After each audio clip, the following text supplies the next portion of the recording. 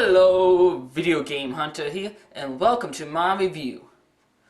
Ooh boy, this game I am reviewing today is none other than Pepsi Invaders. This is probably one of the rarest games you can get on Atari 2600. It is believed that only 125 copies was ever produced, and against all the odds, I still somehow got my hands on it. But before I go and review this game, I think there's certain things you need to know about it and its rarity. Now, like I said before, it's believed that only 125 copies was ever produced. It was only given out to the Coca-Cola's employees who attended the 1983 sale convention in Atlanta, Georgia. The game came in a white box with a sticker that says, "Atari goes better with Coke," which of course is a lot harder to find with the game nowadays. However, the game card is a little trickier to identify, unless you know what to look for. You see, the Pepsi Invaders card was never labeled. It was left completely blank.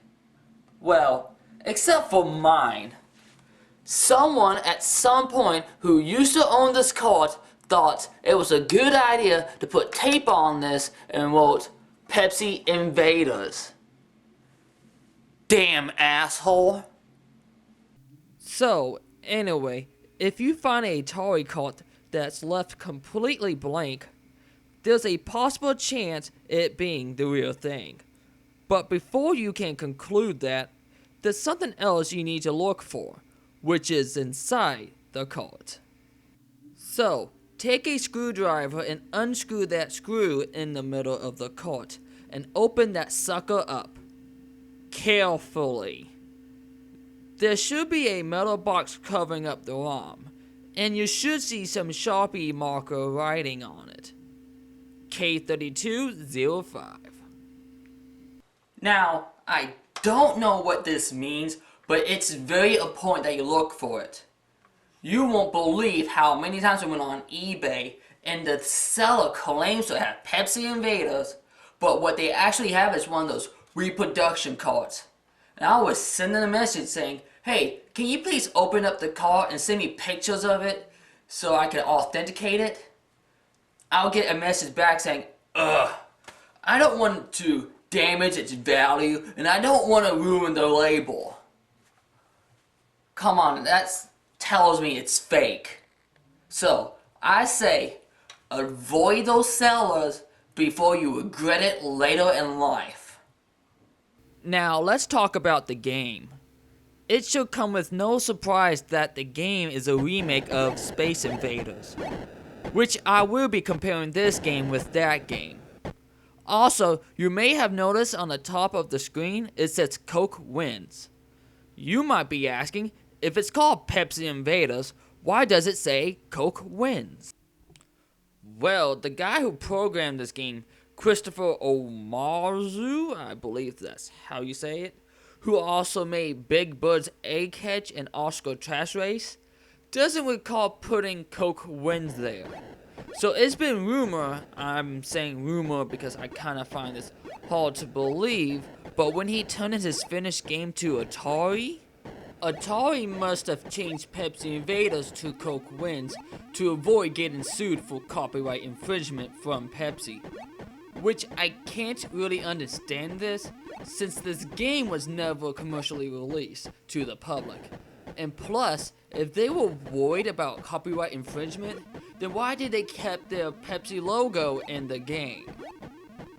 Since I got that covered, now we can actually compare Pepsi Invaders and Space Invaders. Well, there aren't really any major changes, but there are some small differences. For one, you might have noticed that most of the aliens from Space Invaders are replaced with the letters of the word Pepsi, which actually makes them a bigger target to hit, except for the letter I, which sometimes can be difficult to hit. And they also changed the flying saucer into a Pepsi logo. Yeah, I know, it looks crappy. Second, there's only one type of difficulty in this game. While in Space Invaders, you can change the difficulty on the game by flipping the switch on your Atari 2600 to Novice or Expert. The only real difference is that your laser cannon is wider and makes you the bigger target for your enemy.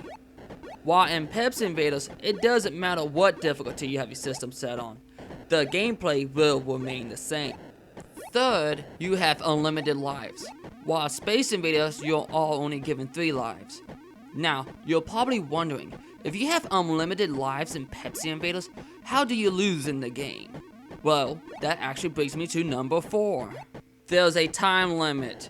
Yeah, kind of like NWC or Star Fox Super Weekend. Rack up as many points as possible before your time runs out.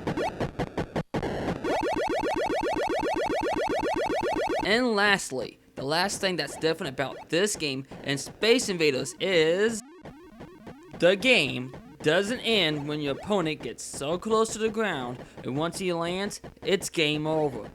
Oh no, in Pepsi Invaders, the enemy doesn't land. It just keeps going back and forth until you kill it or your time runs out.